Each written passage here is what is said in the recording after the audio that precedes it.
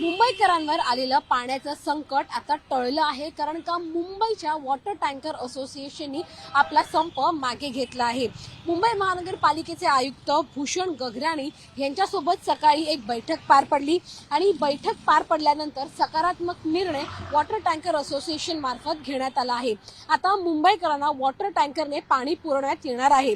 ही जी दृश्य आपण पाहतोय ती मी उभी आहे सध्या चर्चगेट परिसरामध्ये आणि आपण इथे पाहतोय की खाली बोरवेल आहे आणि बोरवेलच्या माध्यमातून हा जो एक छोटा पाण्याचा टँकर आहे तो भरला जात आहे। हा केवळ एक टँकर नाही, तर आपण पाहतोय की मागे टँकर्सच्या रांगा लागलेल्या आहेत आणि हे जे टँकर्स आहेत ते आता पाणी भरून मुंबईकरांसाठी पुरवलं जाणार आहे। 5 दिवसांपासून हा संप सुरू होता। जेव्हा हा संप सुरू झाला त्याच्या दुसऱ्या दिवशीपासूनच पाण्याची टंचाई जे हॉटेल्स आहेत त्यांना जाणवू लागली होती, कारण का अनेक वेळेला पाणी नसल्यामुळे हॉटेल्समधली जी भांडी आहेत उष्टी खरकटी ती धुवायला त्रास होत होता। त्यामुळे अनेक नागरिक जे ग्राहक आहेत ते परत फिरवले जात होते।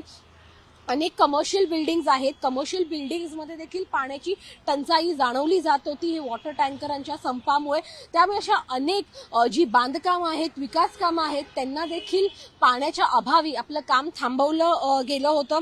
त्यामुळे गेल्या 4 ते 5 दिवसांपासून जो हा संप सुरू होता तो संप अखेरीस मागे घेण्यात आला आहे। आजच्या बैठकीमध्ये सकारात्मक चर्चा झाल्याने हा संप मागे घेण्याचा निर्णय वॉटर टँकर असोसिएशनने घेतला आहे।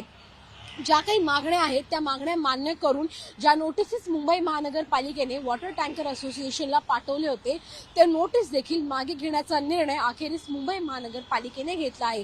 त्यामुळे निश्चितच ऐन उन्हाळ्यामध्ये मुंबईकरांवर जी पाणी टंचाई ओढावली होती ती आता पुन्हा एकदा पूर्ववत झाली आहे आणि मुंबईकरांना आता मुबलक पाणी मिळणार आहे।